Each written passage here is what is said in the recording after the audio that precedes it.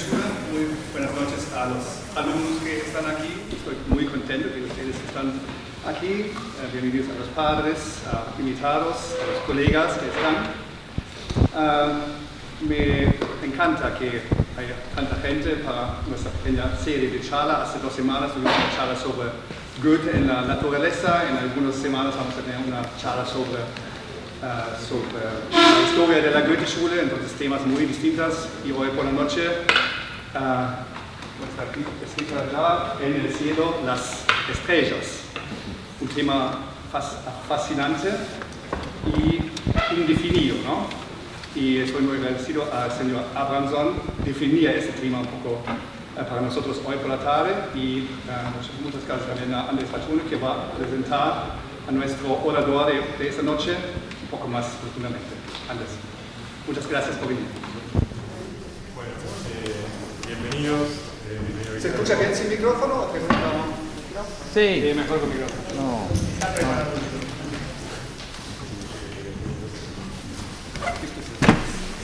Bueno, bienvenidos Guillermo, bienvenidos padres, alumnos de secundaria, alumnos de la primaria también. Bienvenidos aficionados a la astronomía. Tenemos entre nosotros eximios astrofotógrafos. Bienvenidos también colegas del Observatorio de San José, que nos acompañan una vez más. Vamos a presentar a Guillermo, que es doctor en física, profesor del Instituto Balseiro, es investigador del CONICET, miembro de la División de Física Estadística e Interdisciplinaria. Ha realizado trabajos de investigación en Kiev, Italia, y también ha sido invitado por el Max Planck Institut für Physik und Komplexere Systeme en Dresden.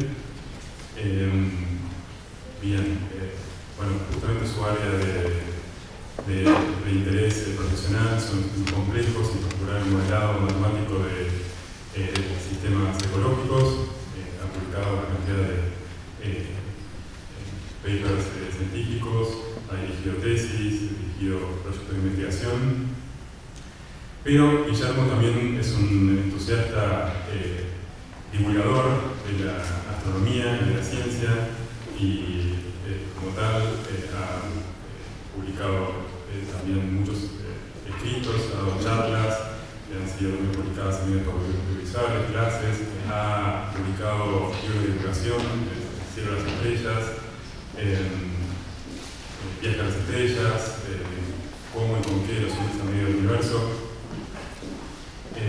y escribe semanalmente en un blog personal, El cielo de las estrellas. Así como en su momento Carl Sagan fue una enorme inspiración para muchos de mi generación. Bueno, hoy es la era de Guillermo Abramson. Bueno, vamos a presentar un poco el tema, el valor de la información del fascinante observatorio que es el telescopio James Webb, de lo relevante que es, las implicancias que tiene para la comunidad astronómica, de cómo resulta un salto cualitativo respecto de los instrumentos predecesores, tanto espaciales como terrestres, y de cómo puede resultar una fuente de inspiración para una nueva generación de profesionales, entusiastas, como por décadas fue el famoso telescopio espacial.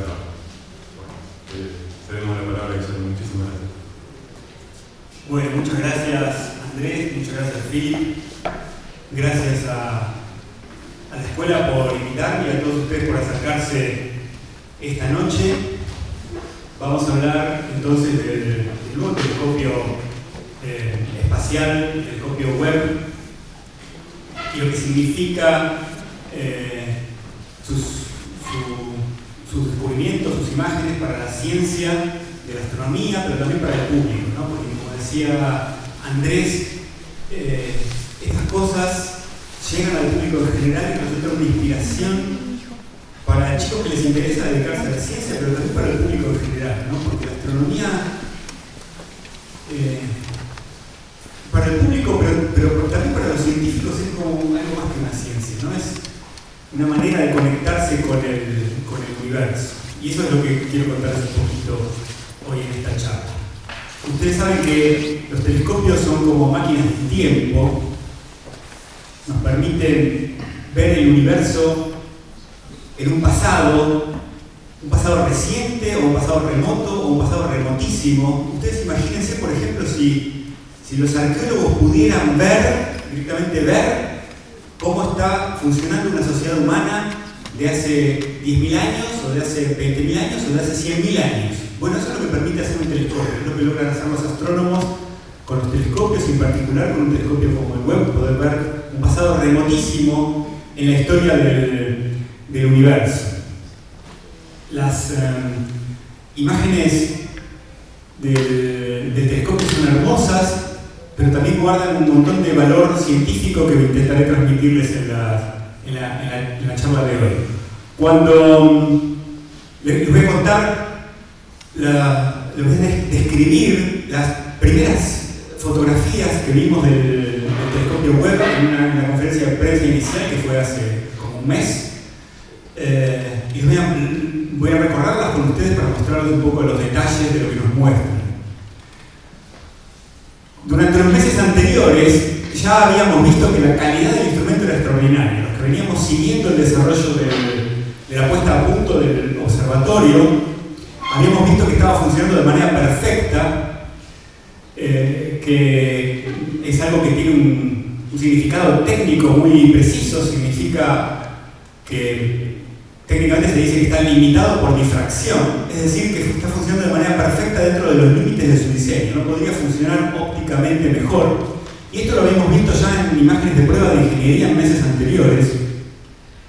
Que ustedes escuchan bien el sonido porque yo lo escucho como con un eco, pero debe ser el rebote de la... Quizás estaría bueno que apaguen la luz. Quizás estaría bueno que apaguen la luz. A lo mejor pueden apagar alguna de las luces, si no todas, por lo menos las de adelante. Esa seguro. Pero si no, vamos a quedar en la total oscuridad, no sé si es mejor o peor. Bueno, como les decía, las imágenes de ingeniería de puesta a prueba del observatorio ya nos habían mostrado que el funcionamiento del observatorio era perfecto, pero claro, después aparecieron las imágenes en colores, y las más perfectas eran hermosas. Y esto a mí me resultó un poco sorprendente, porque el telescopio Webb no ve en luz visible, la luz que vemos con nuestros ojos, sino que ve radiación infrarroja. De manera que para poder convertirla en imágenes que podamos ver con nuestros ojos, hay que transformarlas matemáticamente y convertirlas de radiación infrarroja a imágenes visibles. Y en esta transformación hay tanto de ciencia como de arte, y en principio no sabíamos cómo iba a resultar, ¿no? Y la verdad que las imágenes que estamos viendo son muy impresionantes y muy hermosas. Las primeras 5 imágenes que se divulgaron inicialmente estaban además muy cuidadosamente elegidas. Por lo menos a mí me pareció que estaban muy cuidadosamente elegidas.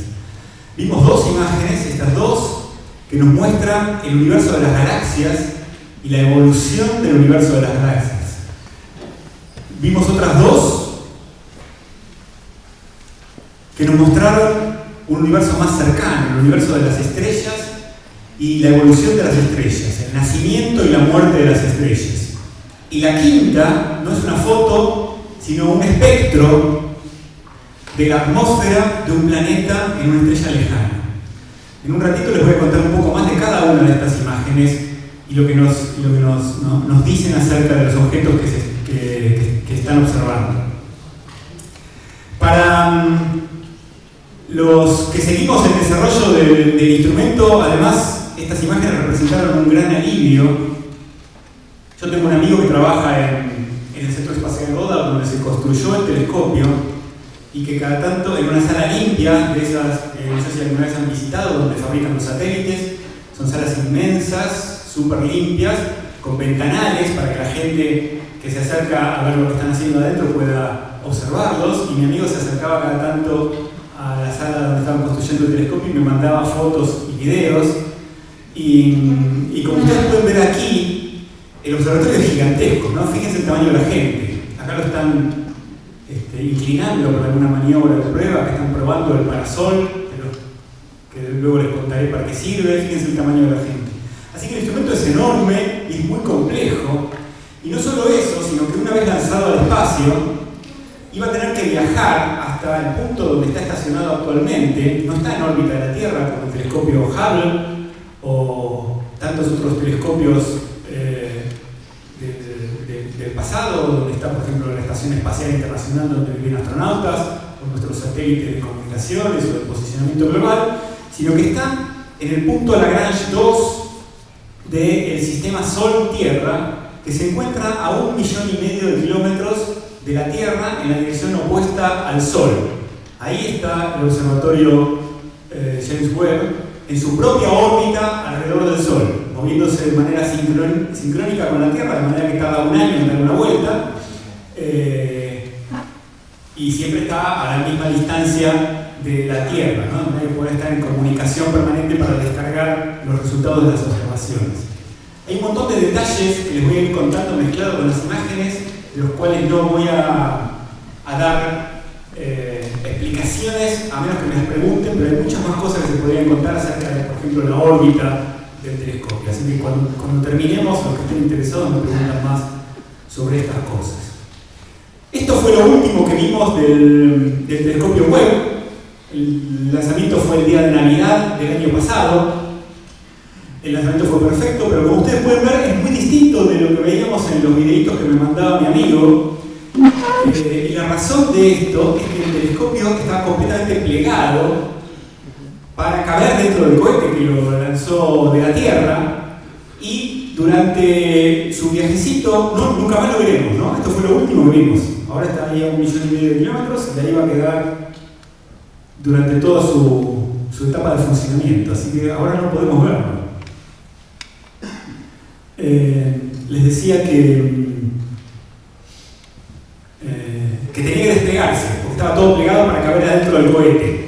Y eso tenía que ocurrir en las primeras 2 semanas. Me está molestando la silla, si me permiten.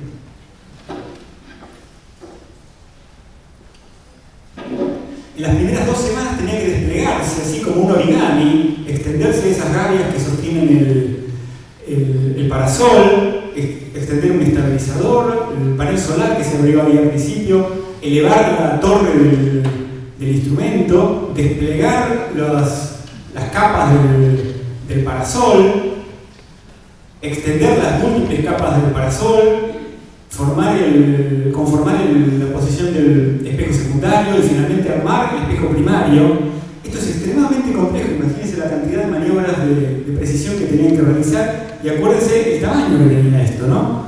En general se lo compara con una cancha de tenis, pero además de una cancha de tenis que es plana, esto es enorme, ¿no? Es como una casa. Ahí hay una maqueta a tamaño real junto con parte del equipo que lo construyó.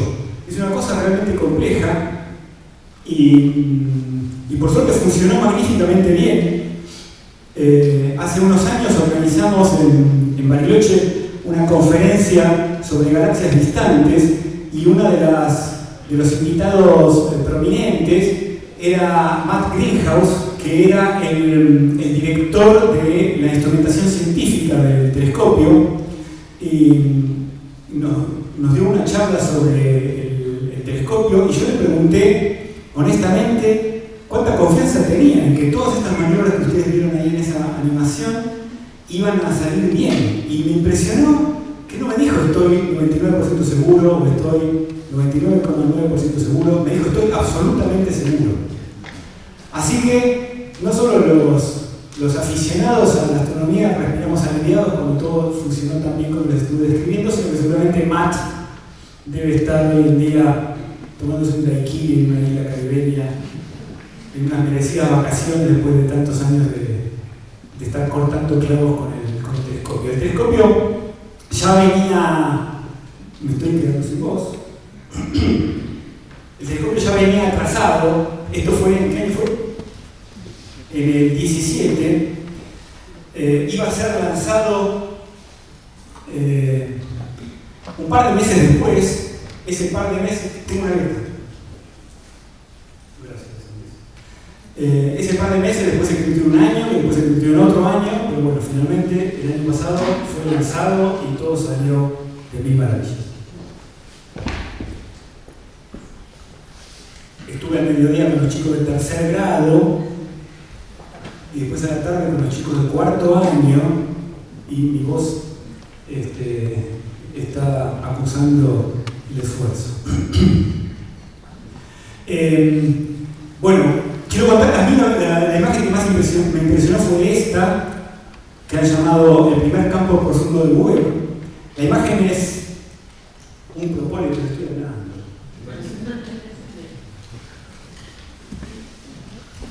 El propóleo es mágico. Les decía que a mí la imagen que más me impresionó fue esta, el primer campo profundo del web. La imagen es compleja, así que permítanme que la describa un poco para ustedes, para aquellos que no la hayan visto todavía. En la imagen vemos algunas estrellas que por supuesto son estrellas de nuestra propia galaxia. Las estrellas en las imágenes del web aparecen así con 6 puntas, así que esta es una estrella, la más brillante de este campo. Acá abajo hay otras menos brillantes. Nos tenemos que acostumbrar, las estrellas en el web aparecen con 6 puntas. La explicación se la debo para cuando me la pregunten. ¿Por qué? Al final. No sé si son lindas o son feas, pero son como son. Las del Hubble tenían 4 puntas, siguen teniendo 4 puntas. En el centro de la imagen vemos una estructura formada por varias manchitas. Todo el resto que se ve en la imagen, todo lo que no son estas estrellas de 6 puntas, son galaxias. Galaxias exteriores a nuestra propia Vía Láctea. Les recuerdo que las galaxias son sistemas de estrellas inmensos. Cada galaxia tiene centenares de miles de millones de estrellas. Voy a volver a la imagen anterior, que era la foto entera. Cada una de esas manchitas de luz son centenares de miles de millones de estrellas con sus planetas, sus lunas, sus satélites, sus cometas, sus gentes y el coche, ¿no? Así de inmenso como parece el espacio que está fotografiado en esta imagen, ¿cuánto espacio ocupará en el cielo?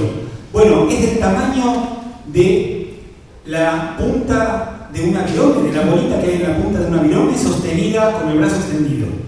Así que cuando terminemos, salgan al patio y extiendan una virome al cielo. Con la bolita de la punta estarán eclipsando la luz de 10.000 galaxias, cada una con sus 100.000 millones de estrellas, planetas. Les decía que en el centro de la imagen vemos un grupo de estas galaxias, que son estas blanquitas que hay. Esta es la más grande de todas, pero esta, todas estas son más chiquititas. Esas galaxias forman parte de un cúmulo de galaxias. Ahí está el nombre, tiene un nombre de catálogo. Estas galaxias las vemos tal como eran hace 4.900 millones de años. Están a 4.900 millones de años luz de nosotros. Estas galaxias las vemos tal como eran cuando se estaban formando el Sol, nuestro sistema solar, nuestra Tierra. Por eso les decía que los telescopios funcionan como máquinas del tiempo, ¿no? Nos muestran el pasado del universo. Esto es así porque tal vez no es obvio para todos ustedes, ¿no? La explicación es trivial, es porque la luz se propaga a una velocidad finita. Yo los veo a ustedes y también los veo en el pasado. Pero la velocidad de la luz es tan inmensa, 1.000 millones de kilómetros por hora, que es un pasado inmediato. Pero cuando vemos la luna, la vemos tal como era hace un segundo. Cuando vemos el sol, lo vemos tal como era hace 8 minutos. También un segundo, 8 minutos es prácticamente el presente. Pero cuando vemos objetos muy lejanos en el universo, los vemos tal como eran en un pasado remoto. Así tan antiguas como parecen estas galaxias tan remotas, son las galaxias más cercanas de esta imagen. Estas galaxias que están a 4.900 millones de años luz son las más cercanas de esta imagen. Si miramos en el espacio que hay entre las galaxias blancas, que son las del cúmulo, vemos una serie de arcos rojos que también son galaxias.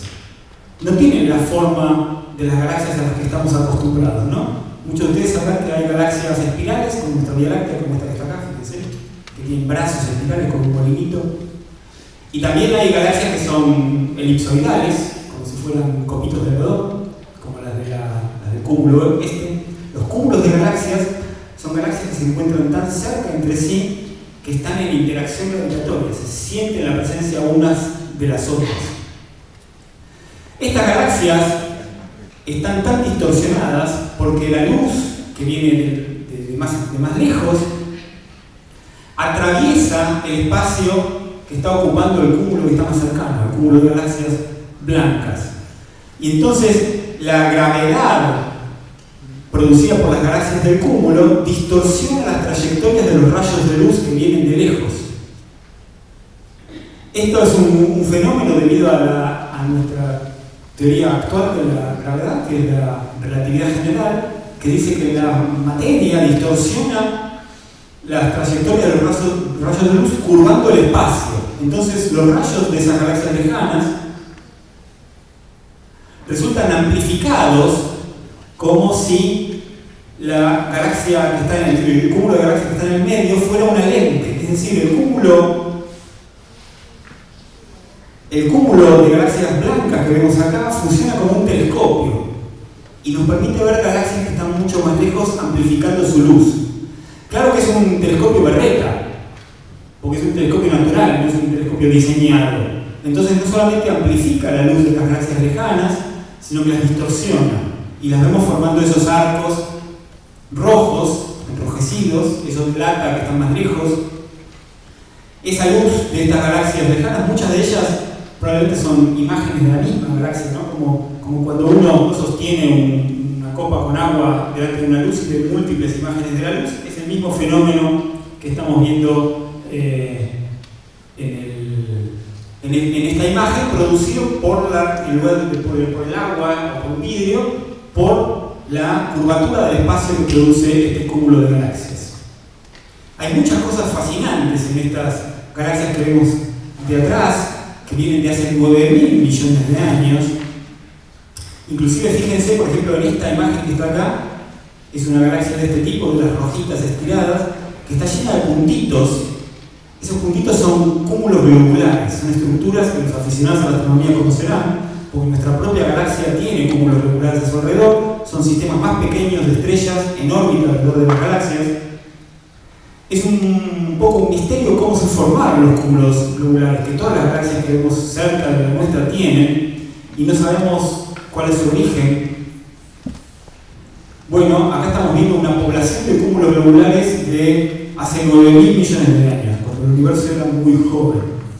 Yo cuando vi estas imágenes me resultaban intrigantes y me imaginaba que la ciencia del Hubble del Webb iba a ser asombrosa. No me imaginé que iba a ser tan rápido. Al día siguiente de la conferencia de prensa empezaron a aparecer los papers, entre ellos, por supuesto, los que empezaron a analizar la población de cúmulos globulares del universo temprano en imágenes como esta, ¿no?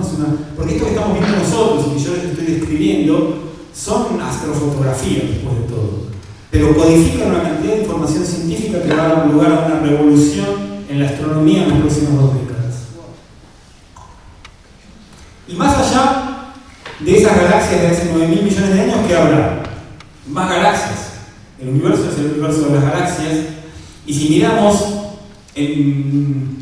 entre todas las galaxias, hacemos zoom en la computadora y miramos esta imagen muy amplificada.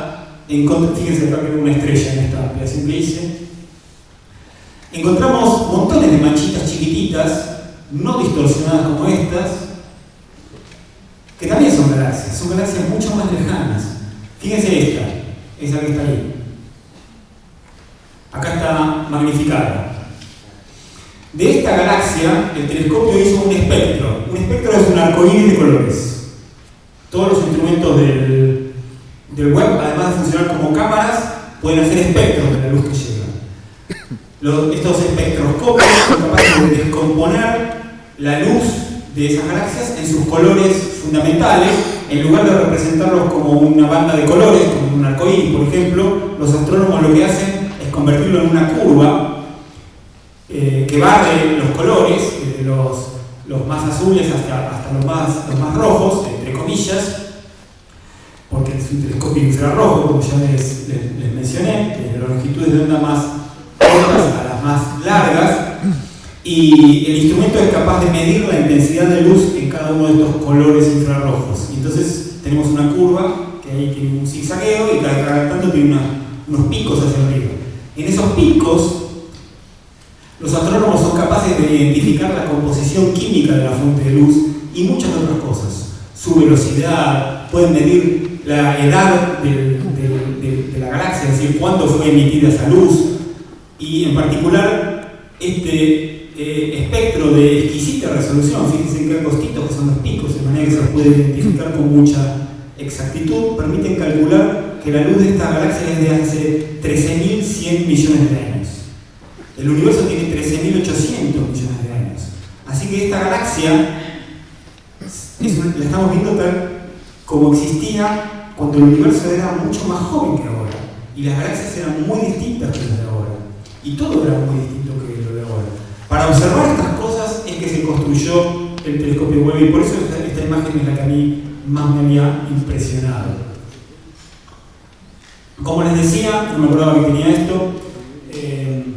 Esto que estamos viendo son imágenes, ¿no? Pero la ciencia del Webb recién empieza. ¿Cómo son estas galaxias? ¿Cuántas hay? ¿Cómo están distribuidas?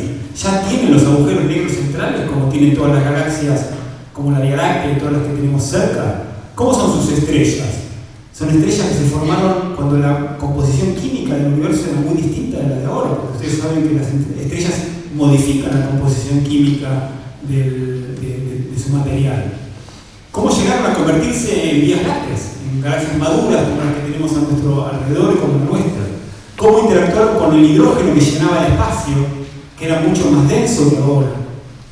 ¿Qué nos pueden decir sobre la naturaleza de la materia oscura que hay a su alrededor? Materia oscura que sabemos que existe, pero no sabemos exactamente qué es. ¿Cómo y cuándo se formó la actual estructura que tiene el universo, en la cual la materia no está distribuida uniformemente? El arreglo de galaxias no es uniforme, sino que forma una especie de espuma, con las galaxias ocupando las paredes de las burbujas y grandes vacíos en el medio. Estas cosas son resultados observacionales, pero no sabemos cómo se formó esta estructura al inicio del universo. Como les decía, al día siguiente de la conferencia de prensa empezaron a aparecer los papers. Yo los primeros días los revisé e inclusive leí algunos, pero después fue una catarata, es imposible seguirles el paso. Es una cosa de locos. Así que esto va a ser realmente una revolución en muchas áreas de la astronomía. Tal vez este es el momento adecuado de volver sobre el infrarrojo. Yo les dije más de una vez que el telescopio Webb ve luz infrarroja y seguramente no todos están familiarizados con lo que es la radiación infrarroja. Hay 7... La luz que vemos con nuestros ojos es radiación electromagnética. La radiación infrarroja también es radiación electromagnética. Hay 7 rangos del espectro electromagnético que tienen nombres espaciales por razones históricas o de cómo se los observa, por razones instrumentales, pero más bien razones históricas, que son rayos gamma, rayos X, radiación ultravioleta, luz visible, radiación infrarroja, microondas y ondas de radio. A pesar de que tienen nombres distintos, son lo mismo, son el mismo fenómeno físico, son luz. Son luces que no podemos ver, pero son lo mismo que la luz. Lo que las distingue es la longitud de onda de las ondas que las componen. Es decir, la distancia que hay entre una cresta de la onda y la siguiente cresta de la onda son distintas.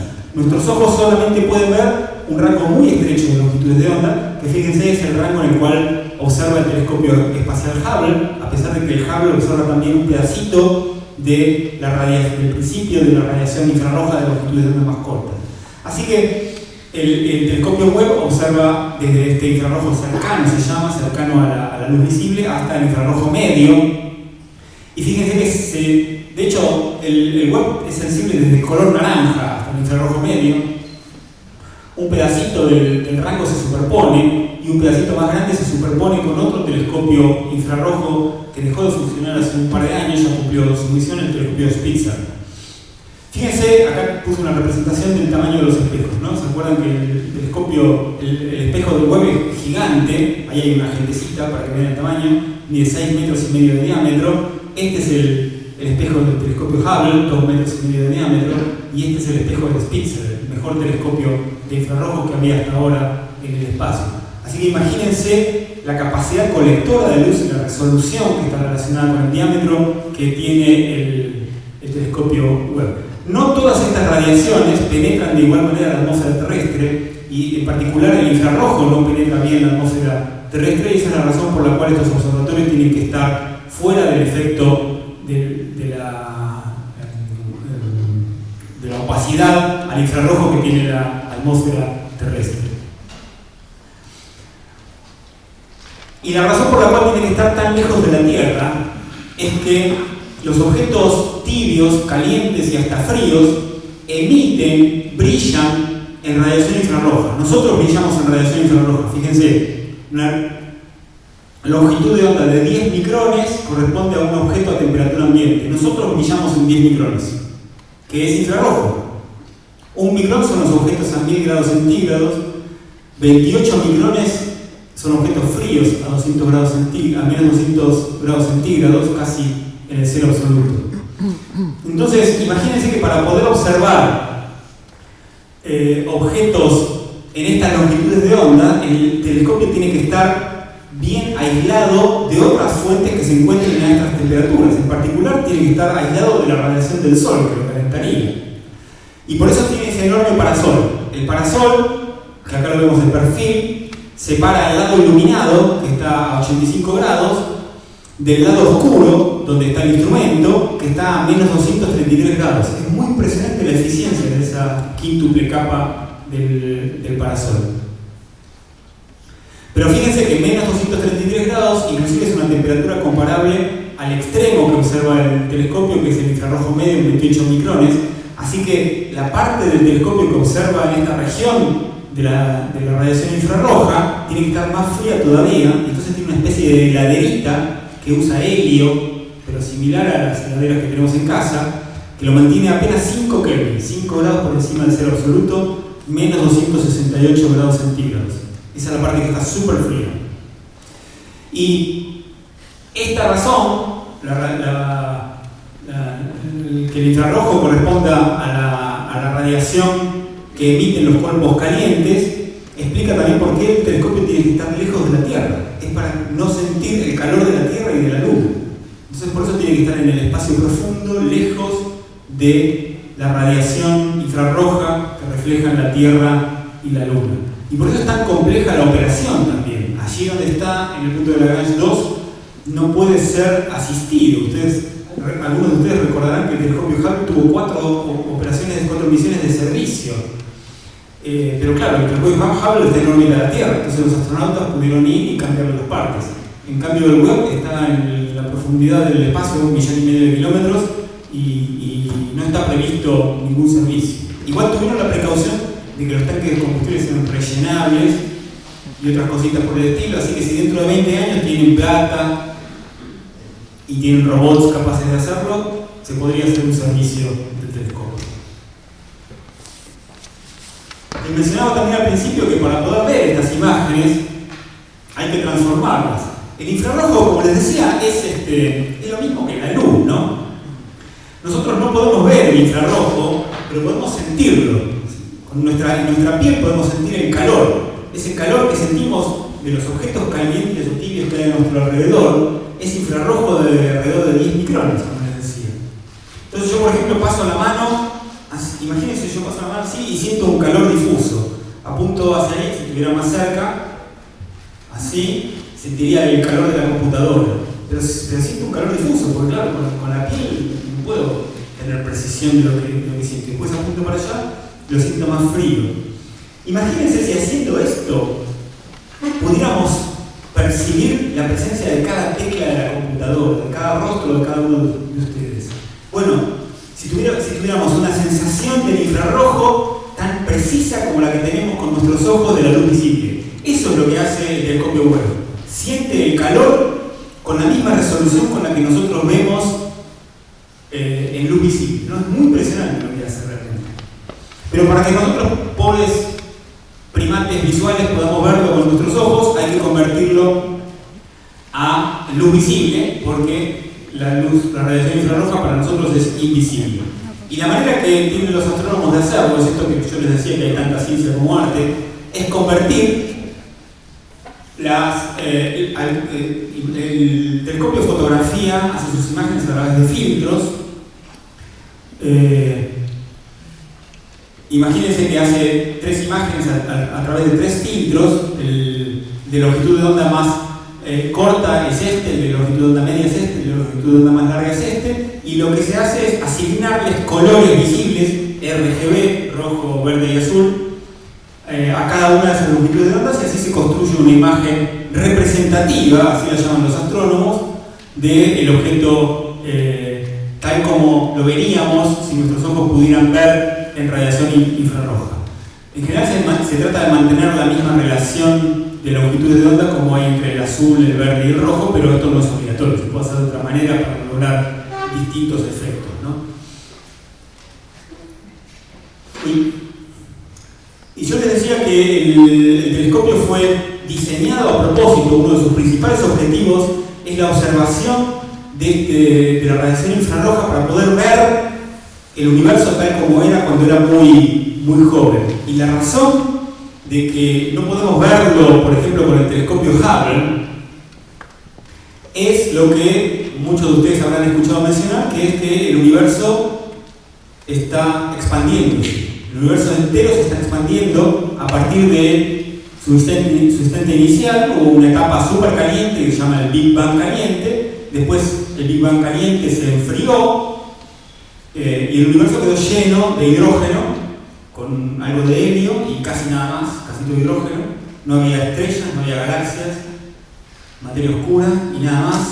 No había luz, porque esto se enfrió muy rápidamente y hubo una etapa oscura del universo, hasta que de golpe se encendió la primera estrella, la materia empezó a condensarse, el hidrógeno empezó a condensarse, se formó la primera estrella, después se formó la segunda estrella, después se formó la tercera estrella. Las estrellas se organizaron en forma de galaxias y el universo volvió a ser brillante de nuevo. Pero a medida que empezó a ser brillante de nuevo, siguió expandiéndose y expandiéndose y sigue expandiéndose hasta ahora. Al expandirse el universo, al expandirse el espacio en donde están las estrellas, las galaxias y todo el universo, la luz que produjeron esas primeras estrellas empezó a viajar por un espacio que se expandía y se expandía y se expandía. Así que esas longitudes de onda que radiaban las estrellas eran estrellas como el Sol, producían luz visible. Nosotros podríamos haber leído un libro a la luz de esas estrellas. ¿Por qué tenemos que verlas en infrarrojo ahora? Por la dilatación del universo. Al expandirse el espacio, las longitudes de onda que están montadas propagándose en el espacio, se dilataron y se dilataron y se dilataron muchísimo. Muchísimo. Y hoy en día esas luces visibles o incluso ultravioletas están en la región infrarroja del espectro. Se dilataron 10 veces y están, en lugar de los nanómetros, están en los micrones. De manera que un telescopio como el Hubble, que observa en la región visible del espacio, cuando ve galaxias más antiguas, llega un momento que empieza a haber oscuridad, porque toda la luz visible de estas estrellas se ha convertido al infrarrojo y el Hubble no la ve. Entonces, detrás de un horizonte propio del diseño del instrumento, el telescopio Hubble no ve nada. Así que si queremos ver cómo era este universo temprano en el cual se formó la estructura inicial del universo, se formaron las primeras estrellas, las primeras galaxias, y queremos entender la dinámica con la que ocurrió esto, necesitamos verlo en infrarrojo. Y para eso se diseñó el telescopio Webb, para ver más allá de este horizonte que limita la observación del Hubble. Y por eso tiene que funcionar en infrarrojo y por eso está complicada la instrumentación. En uno de esos primeros trabajos que aparecieron en la primera semana, esto no estaba en las fotos iniciales del telescopio, hay una galaxia que me impresionó mucho, que es este puntito rojo. Aquí está aumentada. Fíjense que a pesar de ser una galaxia, bueno, el color rojo delata que es de hace muchísimo tiempo, pero tiene suficiente estructura como para que los astrónomos puedan analizar la forma que tiene con una curva que se llama curva de Sérsic. O José Luis Cerci, un astrónomo argentino de la década del 60, que permite caracterizar la morfología de las galaxias. Ese era el tema del trabajo de Cerci. Y una de las cosas que los astrónomos quieren saber precisamente es cómo eran esas galaxias jóvenes, muy distintas de la Vía Láctea. Sin embargo, esta no parece una galaxia joven. El análisis preliminar que hicieron en esos primeros días parece indicar que tiene una estructura evolucionada, ¿no? Similar a las galaxias actuales. De esa galaxia no tenemos un espectro como el de la que les mostré antes, pero tenemos algo que es súper ingenioso. Déjenme que esto le va a interesar a los más aficionados. Es súper ingenioso lo que se puede hacer con estas imágenes. El gas hidrógeno que llenaba el universo alrededor de esas primeras galaxias era distinto del gas hidrógeno que hay ahora alrededor de las galaxias, era hidrógeno neutro.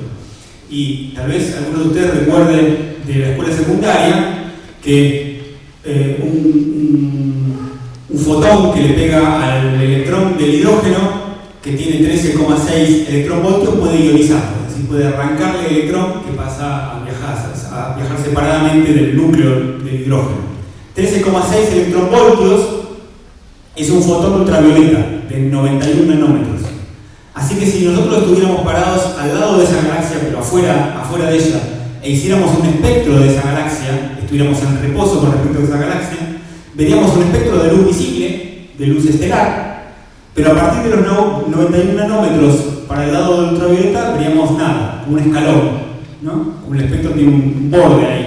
La razón de esto es que todos los fotones de 91 nanómetros y más ultravioletas fueron absorbidos por todo el hidrógeno neutro. Ahora, 91 nanómetros es ultravioleta. ¿Qué tiene que ver esto con el huevo? Bueno, es que en el medio estuvo la expansión del universo. Si el factor de dilatación es 10, 91 nanómetros por 10 es como un micrón. Un micrón está en el infrarrojo. Así que esto lo que eran 91 nanómetros ultravioleta al lado de la galaxia, hoy en día ese infrarrojo se ve con el huevo. Así que si no hacemos un espectro, pero sacamos fotos con distintos filtros, tendríamos que ver algo así. En el infrarrojo de longitud de onda más larga, vemos la galaxia, pero en la longitud de onda más corta no, porque tenemos el escalón este de la absorción del hidrógeno neutro. Es muy impresionante esto. Es como un espectro berreta de bajísima resolución, pero que nos permite calcular en dónde está este escalón de la absorción del fotón ultravioleta. Y eso es precisamente lo que observaron con esta galaxia.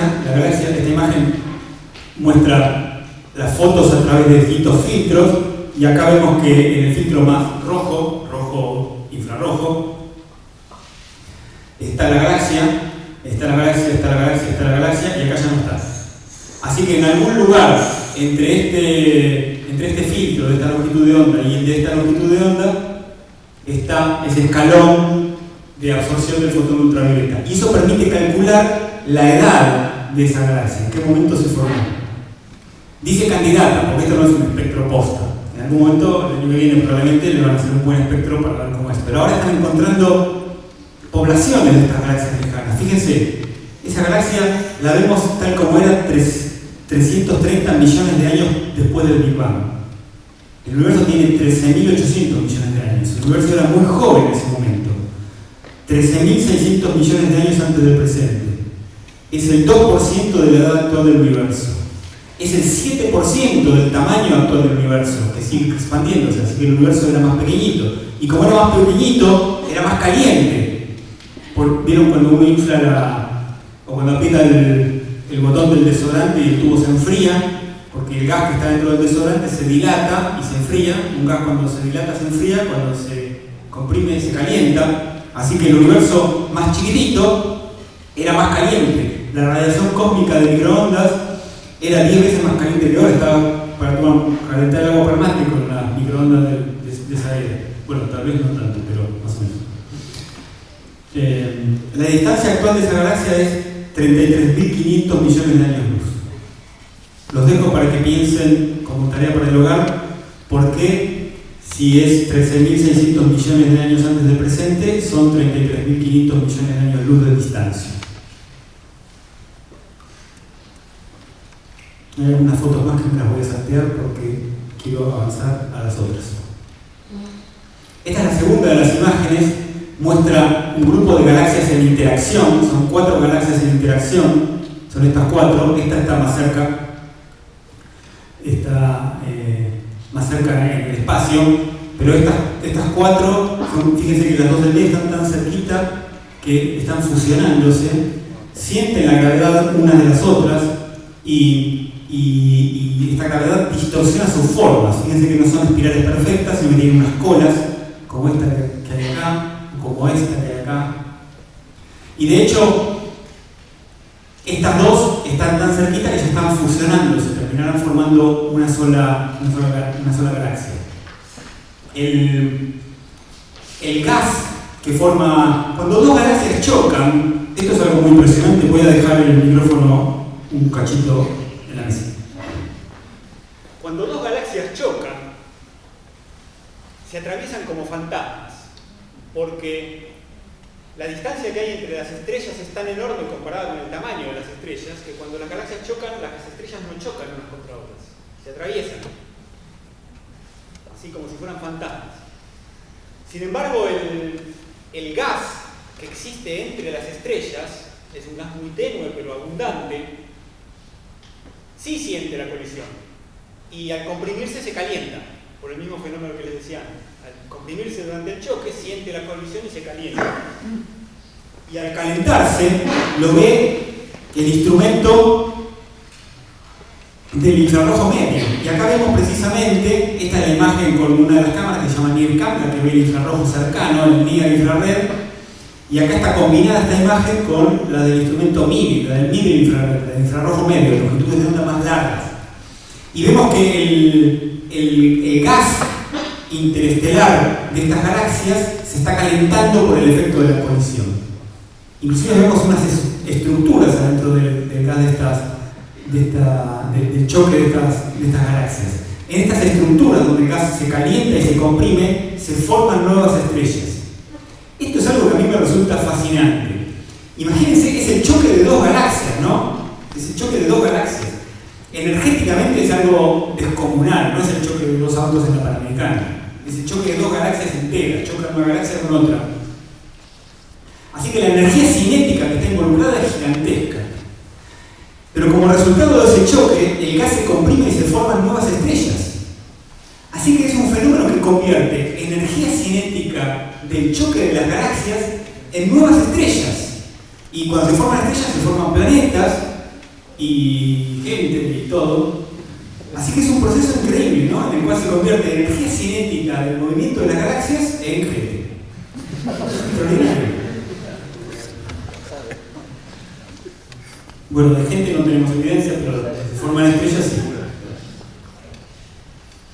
Esta no forma parte del batch inicial, de la conferencia de prensa inicial, pero apareció hace un par de semanas. Es una galaxia también de una forma inusual. Esta es una imagen del telescopio Hubble en luz visible. Se llama obviamente galaxia rueda de carro, como parece una rueda de carro. Esta es una galaxia que sufrió un choque por el medio con otra galaxia más chiquita, que no es ninguna de estas, es una que está como por acá arriba. Y cuando la galaxia la atravesó por el medio, la galaxia grande sufrió este fenómeno de producción acelerada de estrellas en forma de una onda. Como le pegó justo por el medio, se formó una onda en expansión de nuevas estrellas. Hoy en día, cuando la vemos, la onda de estas nuevas estrellas, delatada por estos puntos brillantes azules, que son cúmulos enormes de nuevas estrellas brillantes y muy energéticas, en el borde. La imagen del telescopio Webb precisamente muestra la temperatura del gas donde se están formando estas nuevas estrellas, no solo en el borde, sino también en los rayos. En esta galaxia explotó una supernova el año pasado y todavía está brillando, y la imagen del Hubble no está, es esta estrella que está acá. Esto es una estrella única, individual, una supernova. Las supernovas supernovas de este tipo se ven típicamente en estas imágenes, en estas regiones de formación estelar. Se forman estrellas muy masivas que en 4 o 5 millones de años explotan como supernovas.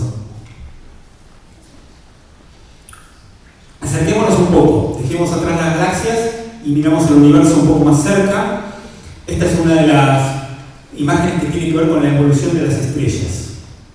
Esto que estamos viendo acá es una región de algunos cientos de años luz de tamaño que abarca muchísimas estrellas. Pero lo que vemos, esto que parece un humo, es material que existe entre las estrellas. Es el material del cual se forman nuevas estrellas.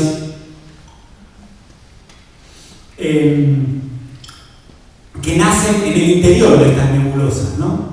Recuerden de nuevo que acá vemos una especie de cavidad, ¿no? Es una especie de burbuja y este es el borde de la burbuja. Aunque en realidad parece una foto aérea de una playa y esto del mar, pero imagínenselo tridimensionalmente como si esto fuera una burbuja y esto fuera una zona más densa de material envolviendo la burbuja. Este material, este gas y polvo son fríos y la luz visible son muy oscuros. Frío quiere decir frío cerca del cero absoluto, ¿no? A 200 grados bajo cero, de manera que ocultan la luz de las estrellas que están dentro o de las estrellas que están detrás, pero el infrarrojo es capaz de penetrar estas nubes de polvo, y los astrónomos lo llaman polvo, pero es más parecido a un humo, son partículas de tamaño micrométrico, no son granitos, sino como un humo, pero ellos le dicen polvo. Y es el material en que se forman las estrellas y los sistemas planetarios alrededor de las estrellas. El infrarrojo cercano es capaz de ver el interior, es capaz de penetrar estas nubes en las cuales se forman las estrellas. Así que muchas de las estrellas que vemos en esta imagen se están formando, son estrellas jóvenes. Por ejemplo, acá vemos, la resolución no se ve bien, pero acá se ve claramente la formación de un nuevo sistema estelar con sus planetas alrededor, ¿no? En imágenes como esta, esto va a ser una revolución en la ciencia de cómo se forman las nuevas estrellas, precisamente porque permite ver adentro de las nubes donde se forman las nuevas estrellas. El segundo objetivo del telescopio Webb es precisamente observar el interior de estas nubes y observar la formación de nuevos sistemas estelares. El primero, acuérdense, era observar el universo temprano. Esa es la única de las imágenes de la primera conferencia del Webb que se puede ver en una foto mía, así que aprovecho para mostrárselas. La nebulosa de Carina, como decían en la transparencia anterior, es mucho más grande que eso.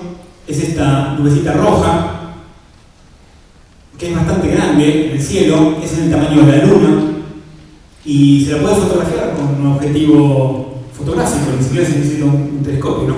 Con un zoom o con un teleobjetivo fotográfico se la puede fotografiar. Es muy bonita, es una de las cosas. Está seguro que alguna vez vieron esta región del cielo, porque por acá está la Cruz del Sur, que es algo que todo el mundo sabe encontrar en el cielo. Es una región muy densa de estrellas, fíjense la cantidad de estrellas que hay, ¿no? Está en el medio de la banda de la Vía Láctea, y en este lugar, ahí, ¿la ven? ¿No la ven? Vamos a hacer el zoom. En ese pedacito, acá se ve la forma de la burbuja, esa forma redondeada, era toda la burbuja. En ese pedacito está la imagen del telescopio Webb. Es más grande que el tamaño de la bolita, es un panorama hecho con una sucesión de varias imágenes. Fíjense las cosas casi mágicas que permite hacer la luz infrarroja. Esta es la imagen de infrarrojo cercano, es otra galaxia bien conocida, es una galaxia cercana a la nuestra, esta, que tiene una forma muy peculiar. Y fíjense, el infrarrojo medio permite ver brillar el polvo, que en el infrarrojo cercano es completamente invisible. En la imagen de infrarrojo cercano, esta textura, esta granulosidad que ven ustedes acá, es real y son estrellas individuales en esa galaxia. Es impresionante la resolución que tiene el telescopio Webb. Y la parte de infrarrojo medio es la que permite ver el brillo del gas, ¿no? Es una cosa notable. Nunca existió un telescopio como este. Ahora hay otro parecido también, esta es hipnótica, esta es impresionante. Lo que vemos acá no son estrellas, ¿no? Es el gas de la galaxia, este gas que llena el espacio entre las estrellas, brillando con su propia temperatura. Es impresionante que se pueda construir un telescopio que vea estas cosas. Esta es la cuarta de las imágenes de esa conferencia de prensa inicial y muestra las etapas finales de la vida de una estrella. Así como la anterior nos mostraba el nacimiento de las estrellas, esta nos muestra lo que le ocurre a las estrellas como el Sol al final de sus existencias. El Sol al final de sus días va a construir una de estas nebulosas tan bonitas. Fíjense que vemos una región brillante que tiene forma como de una cavidad envuelta en un capullo formado por capas sucesivas. Lo que hacen las estrellas como el Sol en las etapas finales de su existencia es que de manera paroxística expulsan sus capas exteriores, su atmósfera exterior la van expulsando en forma de, no violenta, pero en periodos breves de tiempo, en algunos miles de años, expulsan las capas de manera sucesiva de su atmósfera, las primeras capas de su material, y esas capas se van conformando alrededor en forma de estas nebulosas tan bonitas. Lo que queda en el interior, una vez que la estrella se ha deshecho de todo el material intermedio, digamos, es el núcleo de la estrella, apagado, convertido en lo que se llama una estrella enana blanca, que ya no es una estrella, no funciona por fusión de hidrógeno, simplemente está muy caliente y enfriándose lentamente. La intensa radiación de esa estrella hace brillar, por una cantidad de mecanismos físicos, la nebulosa que se formó a su alrededor en las etapas anteriores. Y ahí vemos brillando la estrella que quedó en el medio, y hay algo acá que me llamó la atención, que parece como un rayo de luz que hubiera atravesado ahí las paredes de la burbuja, porque apunta exactamente en la dirección de la estrella central. Cuando uno lo mira, se da cuenta de que no es un rayo de luz, es una galaxia. Es una galaxia como la nuestra, como la Vía Láctea, que tiene la característica forma vista de costado, es súper chata, y la luz de las estrellas, que es blanca, está atravesada por una banda de polvo frío, exactamente igual que nuestra Vía Láctea. Así que esta galaxia está muy por detrás de esta estructura que está en nuestra propia galaxia. Pero es impresionante cómo el telescopio Webb no puede dejar de ver las galaxias. En todas las imágenes aparecen estas galaxias. Es increíble también la facilidad con la que el telescopio Webb hace estas imágenes. La imagen del principio, por ejemplo, es una exposición de 20 horas o 9 horas, ahora se me escapó el número, pero eso es así, del orden de menos de un día, a comparar con las semanas que le costaba al telescopio Hubble producir una imagen equivalente, de la misma magnitud galáctica, digamos. Es increíble la facilidad con la que el telescopio hace eso. Cada una de yo les dije que el telescopio fotografiaba a través de filtros, cada una de las exposiciones individuales de los filtros es de 2 horas. Andrés me mostraba hoy fotos que saca él, donde cada una de las exposiciones de los filtros son de 7 horas y media. Así que es increíblemente fácil con imagínense, ¿no? Este telescopio lo que va a hacer en los próximos 20 años va a ser una cosa extraordinaria. Esta es la misma nebulosa, pero vista con los otros instrumentos, con los instrumentos del infrarrojo medio. Fíjense que la estrella central es doble.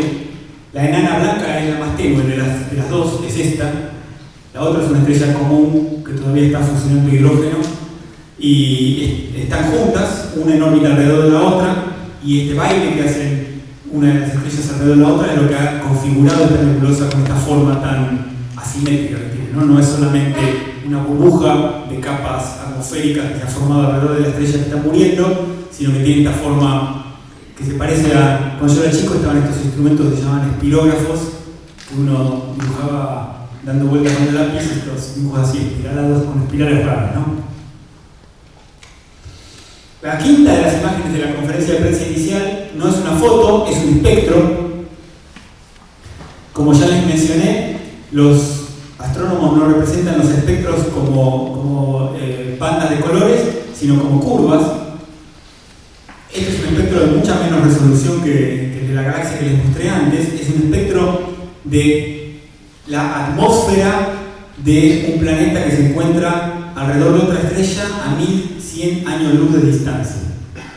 Fíjense que las bandas no son tan angostitas como las bandas de los elementos químicos que les mostré en el espectro de la galaxia, son anchas, pero de todas maneras tiene mucha estructura, y en esa estructura los astrónomos han podido identificar que en la atmósfera de ese planeta hay agua, hay nubes, hay niebla, hay vientos. Esto, por supuesto, se puede hacer solamente cuando el planeta pasa delante de la estrella alrededor de la cual está dando vuelta. Fíjense, cuando el planeta pasa adelante, se produce un mini eclipse y una parte de la luz de la estrella atraviesa una parte de la atmósfera del planeta, el bordecito, ¿no?, del planeta que está envuelto en su atmósfera. Y así de increíble como parezca, nosotros no vemos la estrella, esto es una representación, ¿no? La estrella es un punto, el planeta es un punto, lo único que vemos es la luz. Descomponiendo la luz con los espectroscopios del observatorio, se puede reconstruir la composición química y las propiedades físicas de la atmósfera del planeta. Esto es una cosa extraordinaria. Esta es otra, más reciente, de otro planeta, 700 años luz, donde nunca se había visto algo así, ¿no?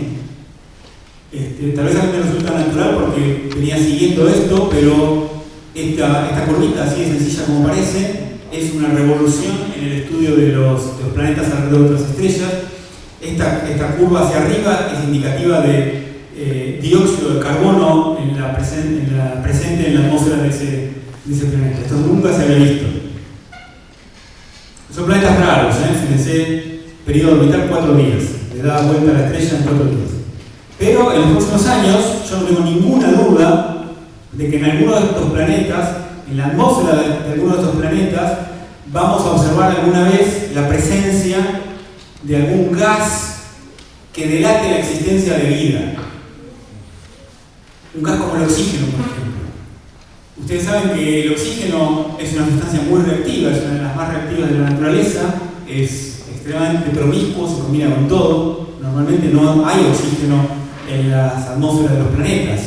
El oxígeno es como en Marte, por ejemplo. El oxígeno oxida las cosas y está todo en los minerales, todo en el suelo. Sin embargo, en la Tierra tenemos 21% de la atmósfera de oxígeno, es un montón de oxígeno en la atmósfera. ¿Por qué hay tanto oxígeno en la atmósfera terrestre? Por las plantas. El oxígeno en la atmósfera terrestre lo mantienen las plantas, es una atmósfera fuera del equilibrio. En equilibrio el oxígeno tendría que estar todo en el suelo.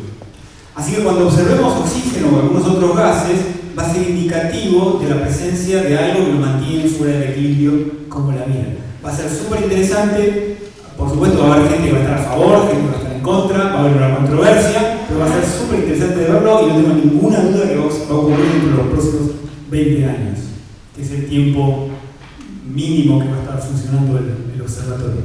Por primera vez en la historia de la humanidad vamos a tener evidencia física de existencia de vida en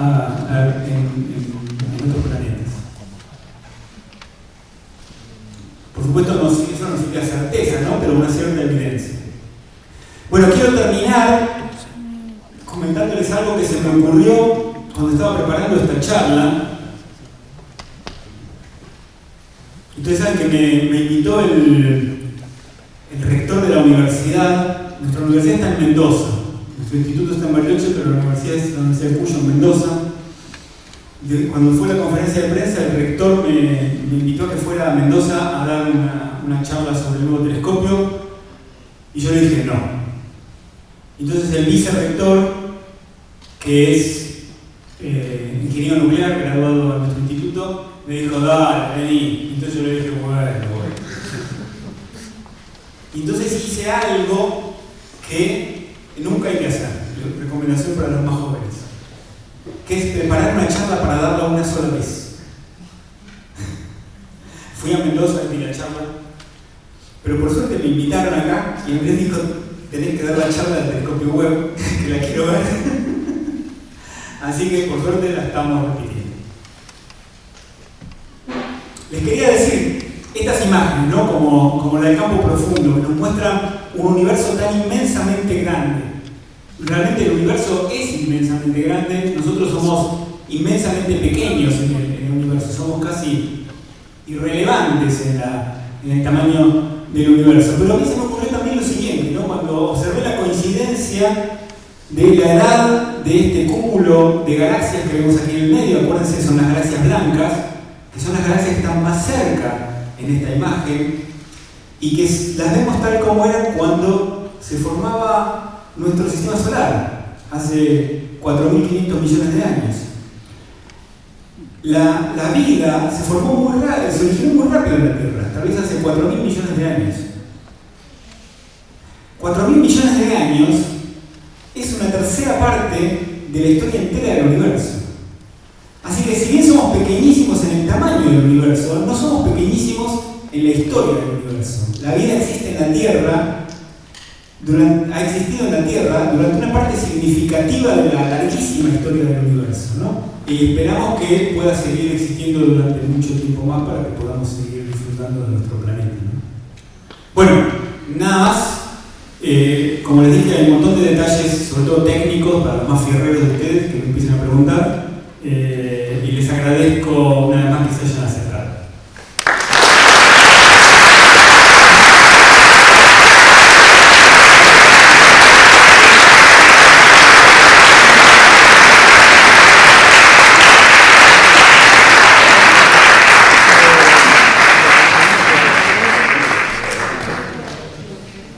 Preguntó, cuando le dije no me lo pregunten hasta el final, preguntó lo de las puntas de las estrellas. Y dijo, ¿por qué? Así que si quieres, les muestro esa pregunta que quedó interrumpida en medio del chat.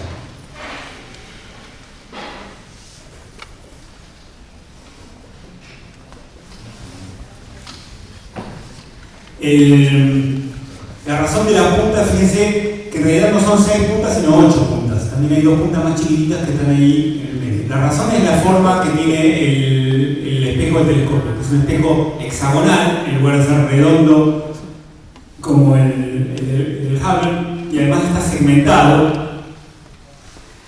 Cada uno de los segmentos está posicionado con precisión de nanómetros. Cada nanómetro es 1.000 millonésimo de metro, para que entre todos configuren un único espejo gigante de 6,5 metros. Pero la forma que tiene el espejo en general y los segmentos que están separados, además, hay un espacio entre ellos, es lo que produce esto que se llaman spikes de difracción en estas 3 direcciones espaciales, ¿no? Que son perpendiculares a los lados de los hexágonos. Fíjense que el Hubble tiene su espejo secundario sostenido por 4 patas y los spikes de difracción de las 4 patas producen las estrellas de 4 puntas del telescopio Hubble. Y el espejo secundario del Webb está sostenido por 3 patas. Las 2 patas que acá aparecen abajo son paralelas a los lados de los hexágonos, así que contribuyen a las mismas puntas de estas 6 puntas. Y la pata del secundario que está del lado de arriba es vertical y como es una sola produce spikes más chiquitos. Por eso tiene 6 puntas. Nos tenemos que acostumbrar. A mí me resultan medio feas, pero hay gente que le resultan lindas. Ahí hay una pregunta. Sí, yo he hecho 2 preguntas. Una, que entiendo que hay un divorcio entre la mecánica cuántica y la gravedad. Hoy en día que no se concilian. Yo soy un aficionado total, ¿no? Pero bueno. Mi pregunta es si se va a poder avanzar con esto. ¿Pensás que la gravedad se va a poder avanzar un poquito más o no? Si se va a poder ver un gravitón, si se va a poder avanzar un poco más y conciliar estas 2 cosas. Esa es una pregunta. Y la otra es la materia oscura, que nadie sabe muy bien qué es, o que hay un 20 y pico %, creo, o se supone. Lo mismo, si se va a poder avanzar, si hay fotones oscuros, si se va a poder como dilucidar un poco más. Sí, es arriesgado, yo no estoy seguro de eso, acerca de lo segundo, ¿no? ¿Cuál es la naturaleza de la materia oscura? Pero yo tengo la impresión de que sí, en 20 años va a haber algún resultado que nos empiece a dar una pista acerca de la naturaleza de la materia oscura, porque los modelos cosmológicos actuales que explican cómo se formó el universo en esa época, dicen que la materia oscura es crucial para que se formaran las galaxias, tal como las vemos, ¿no? Como las va a ver el Webb mientras se están formando, justamente. Así que yo tengo la impresión, si bien no es uno de los objetivos principales del Webb, tengo la impresión de que algún aporte en la dirección de la naturaleza y la dinámica de la materia oscura va a salir de las observaciones del Webb. Acerca del otro, no. La respuesta es definitivamente no. Yo no estoy seguro de lo que va a ser sobre la materia oscura. Tengo la impresión de que algo va a haber. Acerca de la conexión entre la gravedad y la mecánica cuántica, estoy seguro de que no. Eso no va a salir de observaciones del Webb. El divorcio que vos decís es que no tenemos una teoría cuántica de la gravedad, que es lo que creemos que debería existir. Es lo que evita la singularidad en el origen del universo, etcétera, un montón de cosas que tendríamos que poder algún día explicar, un montón de cosas. Ahora, y no sabemos cómo se hace. No tenemos una teoría cuántica de la gravedad. No sabemos cómo cuantificar la gravedad. Ahora, cuando un científico les diga que no sabe algo, no significa que no tiene una explicación. Significa que tiene varias explicaciones y no sabe cuál es la correcta. En realidad tenemos varias explicaciones posibles de cómo cuantificar la gravedad, pero no sabemos cuál es la correcta.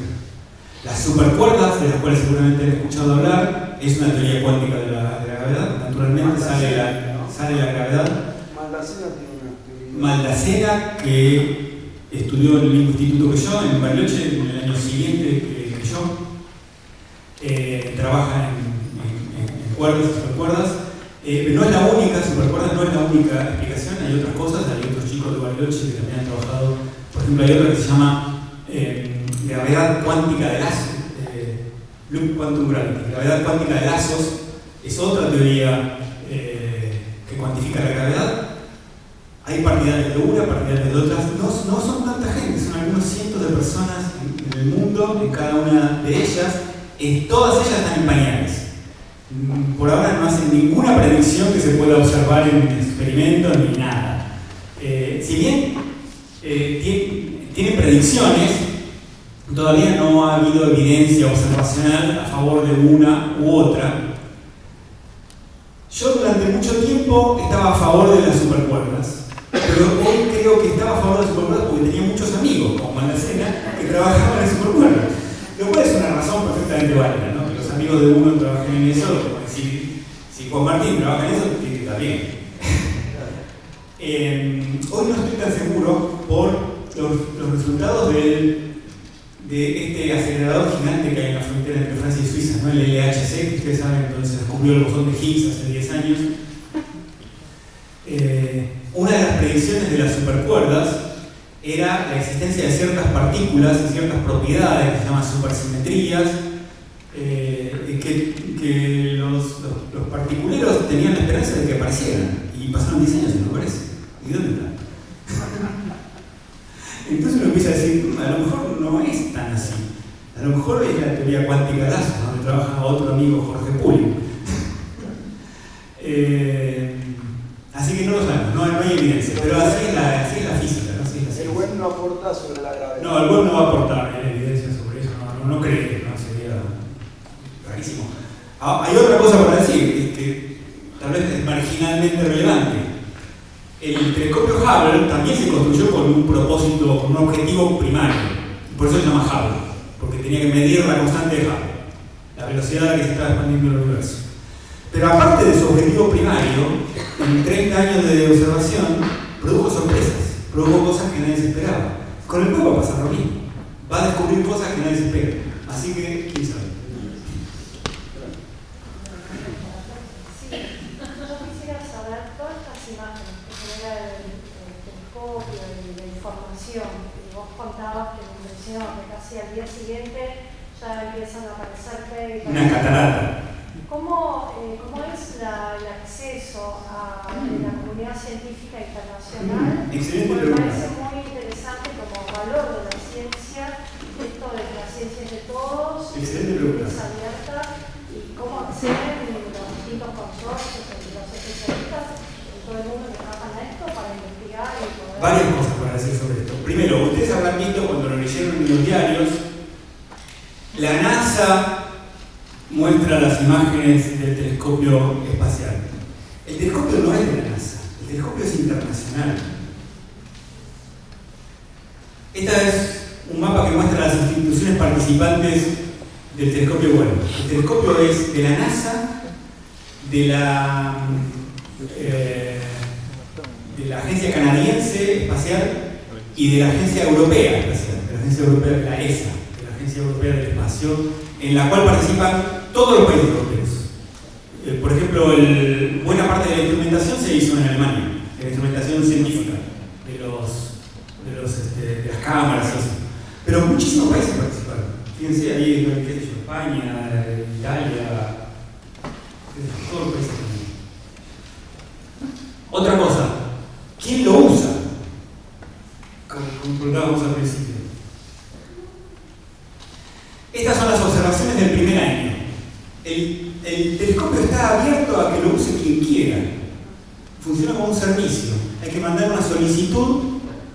La solicitud para el uso en el segundo año cierra mañana. Así que están a tiempo hoy a la noche. Hay que leerse un manual porque es un formulario gordo que hay que llenar. Y hay un comité de expertos que evalúa las solicitudes y les asigna tiempo de observación. Puse esta imagen porque me llamó la atención que estaba la Argentina, pintada con color rojo, que corresponde a una o dos observaciones.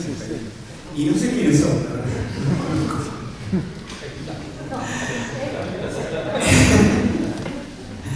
Pero la otra cosa que está relacionada a qué se hace con los datos, ¿no? La inmensa mayoría de los datos que produce el observatorio son públicos.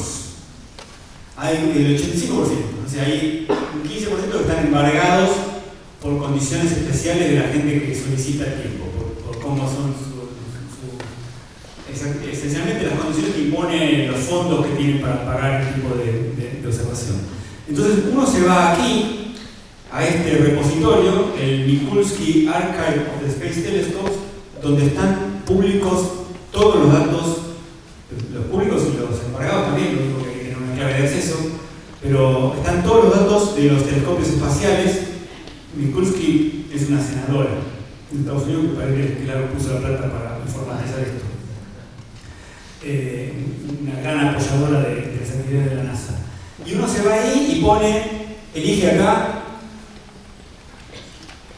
uno filtra los datos de esta manera, uno ahí pone public, imágenes del telescopio espacial y te aparece una lista. Te aparecen las observaciones con un mapita que te indica en qué parte del cielo estás y vos las seleccionas ahí, clicas el disquetito y te descargas los datos y haces lo que querés con ellos.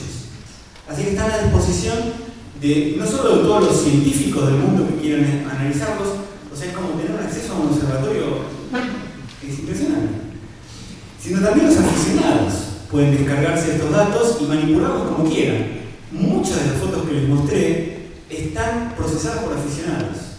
Por ejemplo, esas que a mí me resultaban hipnóticas del brillo del gas, están hechas por una chica que se llama Judy Schmidt, que hace unas cosas mágicas con las imágenes de los telescopios espaciales.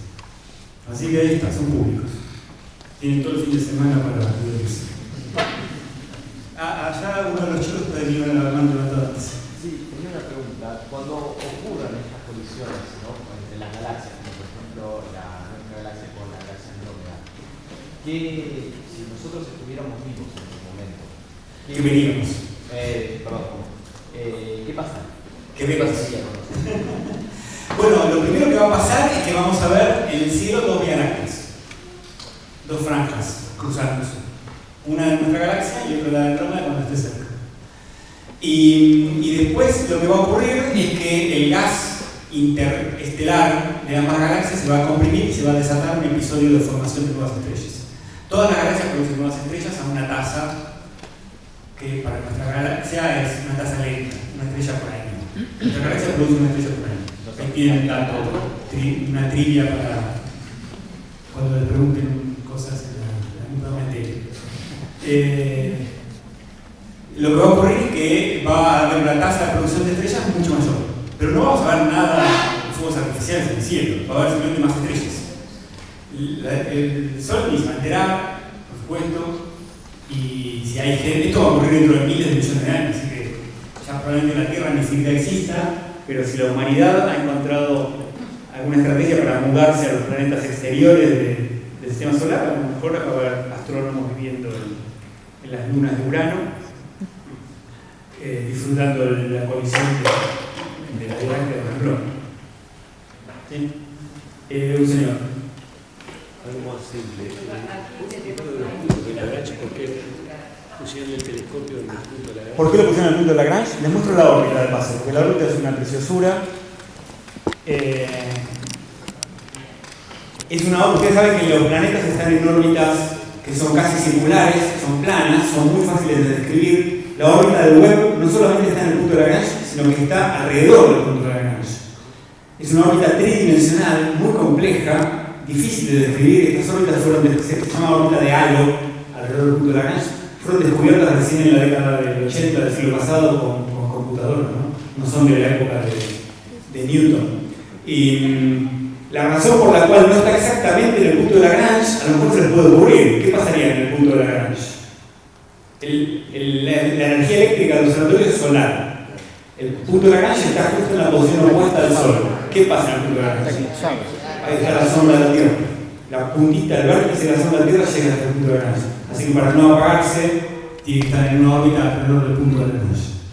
Y la razón que está ahí, bueno, ya se las dije, tiene que estar lejos de la Tierra. Esa es la única razón. Hay muchos observatorios astronómicos en ese punto, típicamente los que observan el infrarrojo, microondas, están estacionados allí. Había un niño, ¿no? Una supernova es una explosión que se produce en una estrellas que son más grandes y más pesadas que el Sol. Cuando se termina el combustible que las mantiene encendidas, el núcleo de la estrella se apaga. La energía de la estrella deja de fluir y no puede sostenerse, la estrella colapsa sobre sí misma y después rebota y explota. Es una explosión de una estrella en la etapa final de su existencia. Había un montón por acá, no sé el orden, la señorita, él estaba en eso. Mi pregunta es, ¿hasta cuánto tiempo atrás puede ver el telescopio? Si hay algún límite teórico posible. Nadie lo sabe, ¿no?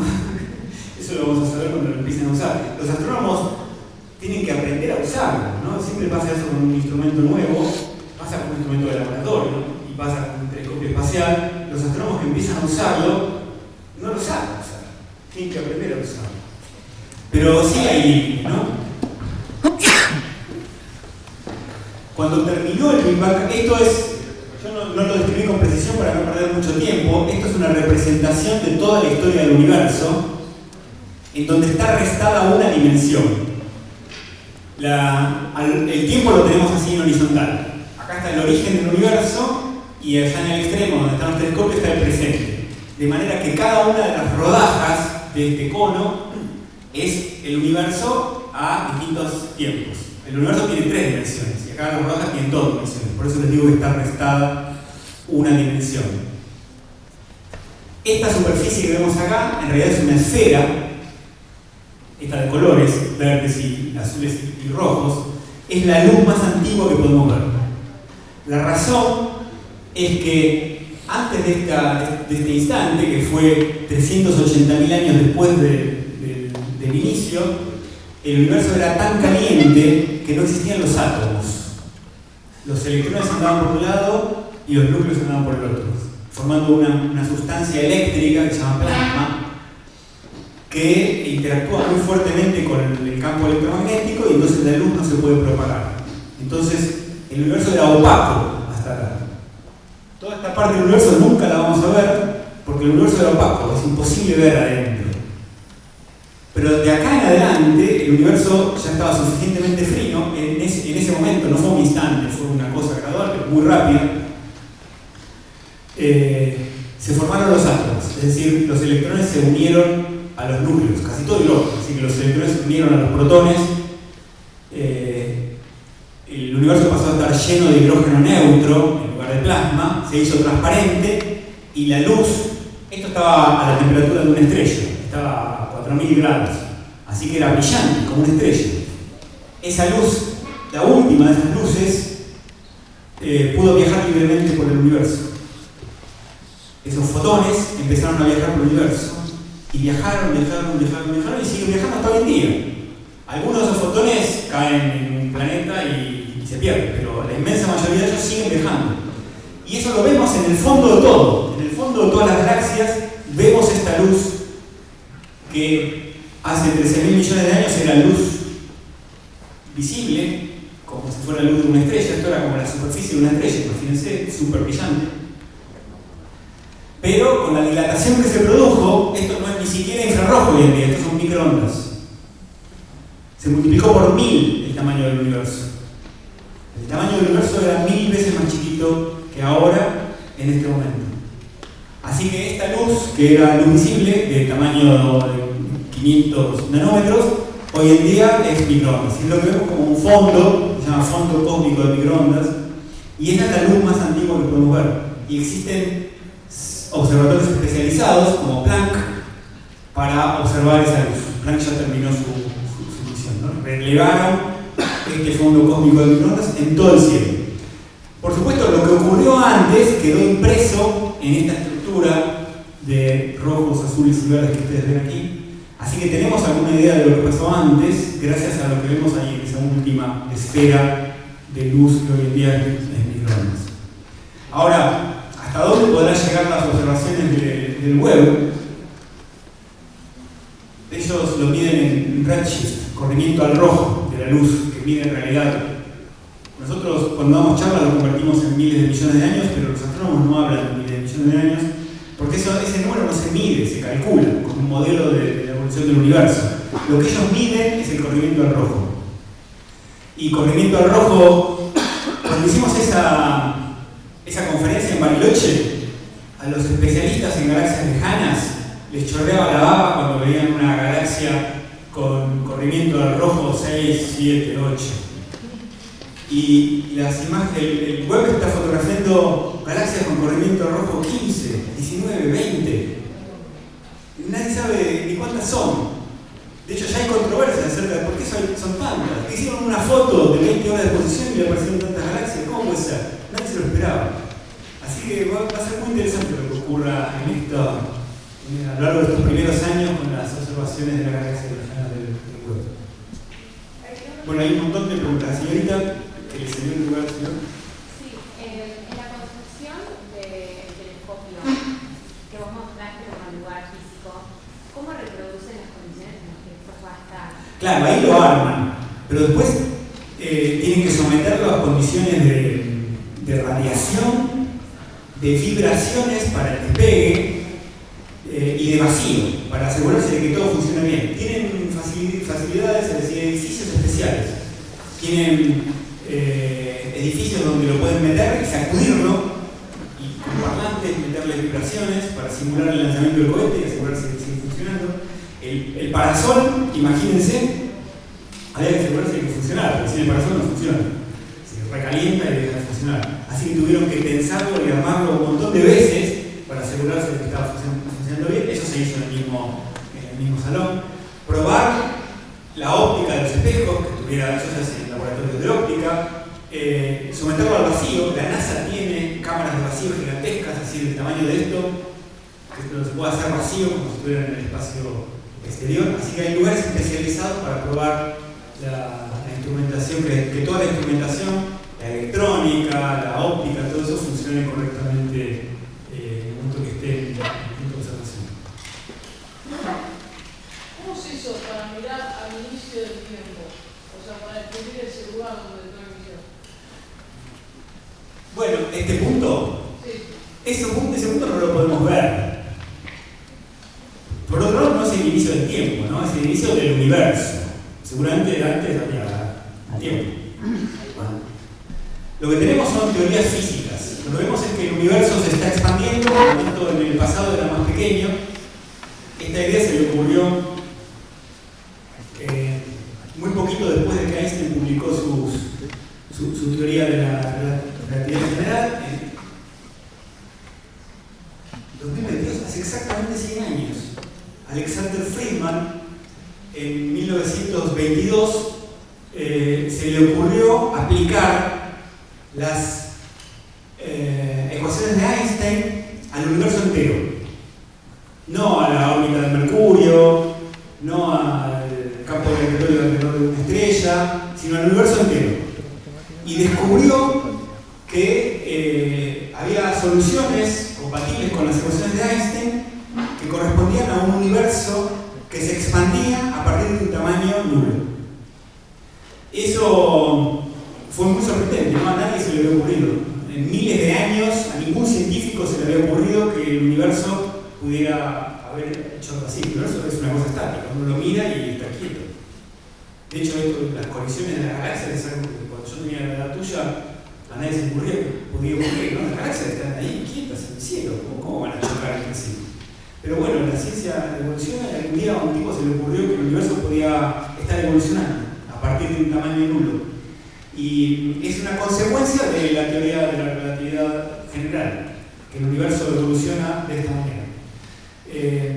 Un discípulo les dije cómo se llamaba, Alexander Friedman, un físico ruso.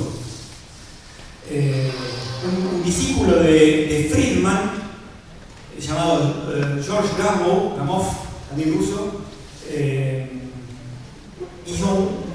Friedman murió muy joven, a los 37 años.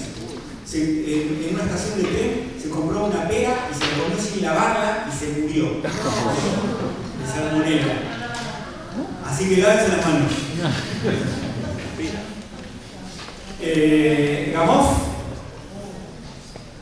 pudo hacer más cálculos que Friedman y descubrió que si el universo seguía la historia que Friedman decía, tenían que ocurrir determinadas cosas. Por ejemplo, tenía que estar brillando en el fondo de todas las galaxias una radiación de microondas correspondiente a una temperatura de unos pocos grados Kelvin. Esto lo hizo en la década de 1930.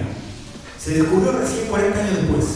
A veces es así, los físicos hacen una predicción y recién se la observa décadas después. Es así de lenta la ciencia a veces, ¿qué se va a hacer? Y él también predijo que la composición química del universo tenía que ser la de... Yo les dije que no había átomos. Antes todavía no había ni siquiera núcleos atómicos. Él aplicó la física cuántica que se estaba desarrollando a principios del siglo XX a esa situación descrita por Friedman y descubrió que en los primeros minutos del universo se tendría que haber formado tanta cantidad de hidrógeno, tanta cantidad de helio y tanta cantidad de los isótopos del hidrógeno, de deuterio, del hidrógeno 3, etc. Y calculó cuánto tenía que haber de cada uno. Pasaron décadas hasta que se pudo medir eso y dio exactamente lo que predecía la teoría. Así que tenemos evidencia física, tenemos una teoría física que describe lo que ocurrió en esos instantes iniciales y tenemos evidencia observacional de que esa teoría física da los resultados correctos, ¿no? Eso es lo que sabemos del origen del universo. Por supuesto no sabemos lo que ocurrió en el comienzo porque no tenemos una teoría cuántica de la gravedad. Sabemos que puede haber ocurrido algo que se llama inflación, pero que a los argentinos nos da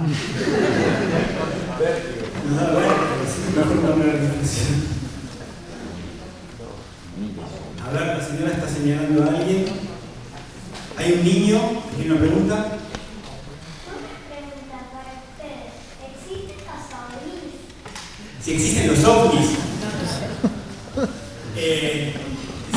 Si ovni significa naves extraterrestres que nos visitan acá en la Tierra, yo diría que no. Pero eso no quiere decir que no crea que exista vida en otros lugares del universo, ¿no? Yo tengo la impresión de que sí, no tenemos evidencia. A veces hay que tener paciencia y esperar hasta tener la evidencia nada más. ¿Puede servir para eso? ¿Qué?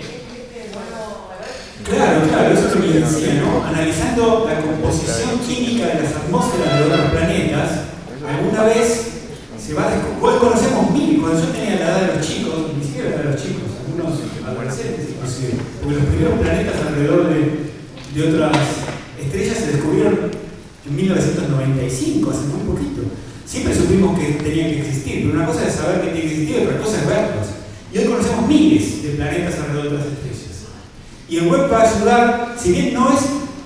El web se empezó a diseñar en 1995 cuando se descubrió el primero de estos planetas. Así que seguro que en las especificaciones iniciales del web ni siquiera estaba considerada la posibilidad de estudiar las atmósferas de planetas alrededor de otras estrellas. Sin embargo, estamos viendo que sirve.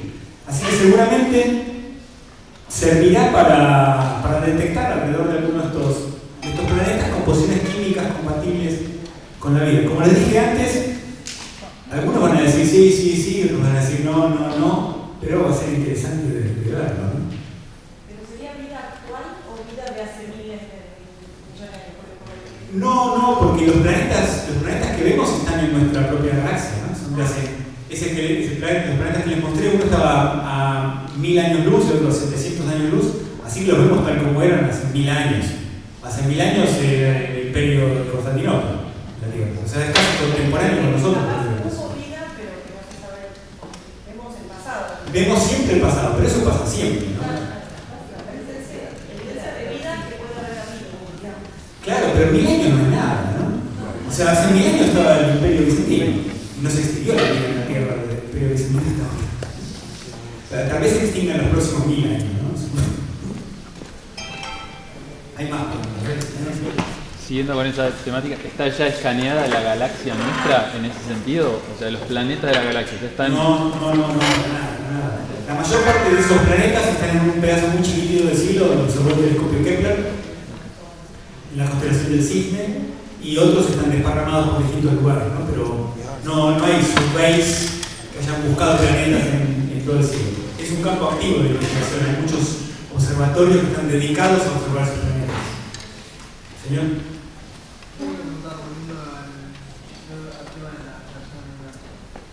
¿Cómo entiende la actividad de más fuerte? No, me da vergüenza hablar de eso porque hay un cosmólogo en la sala.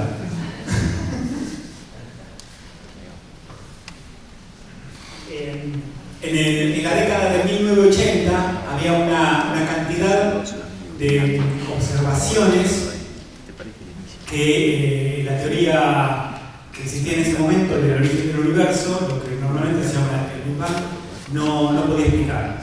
Cuestiones técnicas, ¿no? Había 4 o 5 cuestiones técnicas y a un tipo se le ocurrió una manera de explicarlas y le dio el nombre de inflación. Es un periodo extremadamente breve, en la primera fracción de segundo de existencia del universo, donde la dilatación, la expansión del universo fue mucho más rápida que lo que ocurrió después.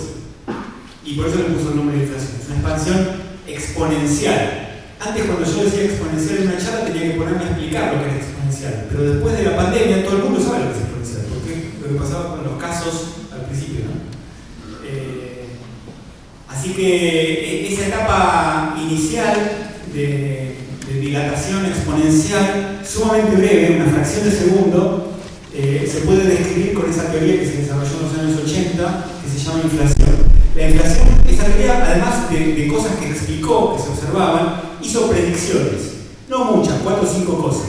Y de esas 4 o 5 cosas, 3 o 4 se observaron en años subsiguientes. Queda solo una para observar, que ya hubo una falsa observación, pero que capaz que en algún momento se volverá a observar posta. Así que una teoría que explica cosas que uno observa en la naturaleza, la gente termina convenciéndose de que no es de casualidad, de que es una buena explicación de lo que ocurrió. Así que, aunque no sabemos muchos detalles de la teoría de la inflación, creemos que complementa de manera correcta esa etapa inicial de expansión del universo. Ahora, la naturaleza exacta de esa inflación no la conocemos. Estamos hablando de una etapa en la cual no existían las partículas subatómicas que conforman la materia actual, ¿no? Esto fue antes de que existieran los electrones. La energía estaba en el espacio físico, en el espacio 3D, estaba esa energía en forma de un campo de inflación que en algún momento convirtió toda su energía en las partículas de la materia actual, los electrones, los quarks, los fotones y la maricoche, y ahí empezó el universo tal como lo conocemos. Antes estaba solamente la inflación y ahora después está todas las partículas que ustedes estudian en la clase de física. Es así, no sabemos mucho más que esto. No, ni Gabriel le sabe mucho más que esto, salvo que él sabe hacer los cálculos. ¿Me vas a echar?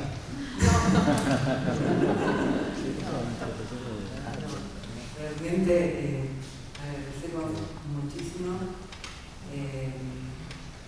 todo lo que nos has brindado el día de hoy, porque has cubierto un día maratónico, con primaria, con secundaria y ahora con este público que no son solamente papis, ¿no? Los niños, y realmente lo más asombroso es que no se han movido. O sea, que realmente los niños llega un momento en el cual corretean, como que se ionizan. y realmente hemos logrado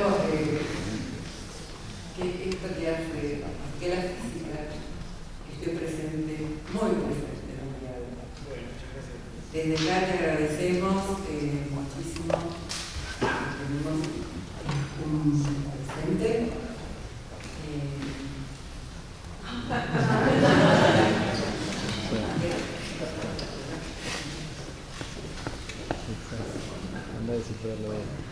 Todo esto va a ser para que... Uy, parece que está mal tiempo. Es importante. Bueno, agradecemos a todo el grupo de eventos culturales que está presente. Agradecemos también a los colaboradores que tenemos en la escuela, Sonia, Sergio Genovese, Diego y Castillo y Andrea Menéndez y a toda su gente que han hecho que esto que ustedes están recibiendo ha sido armado para brindarlo. La otra es que todo lo que hemos vivido aquí está filmado y va a estar subido a nuestra página, o sea que aquellos que quieran volver a tener la presencia o a recomendárselo a alguien. Claro, exactamente, a Guillermo y Aronson pueden recurrir a ello y es importante. Digo que para nosotros que estamos en la educación vemos que hoy 15 jóvenes se quedaron a hacer muchas preguntas. Y esto que los niños han estado aquí, vamos a tener muchos físicos. Bueno, te dejo aquí. Sí, Javier, muchas gracias por mi parte. Yo personalmente tengo dos limitaciones como profesor de historia y latín. No sé demasiado sobre la física y tengo también la limitante del idioma, pero vos acercaste muy bien la física a mí y porque no es que me avise, porque sabía que hay un universo, pero acercaste y pienso que hiciste lo mismo para nuestro público. Muchas gracias por eso. Hace 25 años se cruzaron nuestros caminos en Dresden y espero que tardará menos tiempo hasta que la próxima vez. Muchas gracias.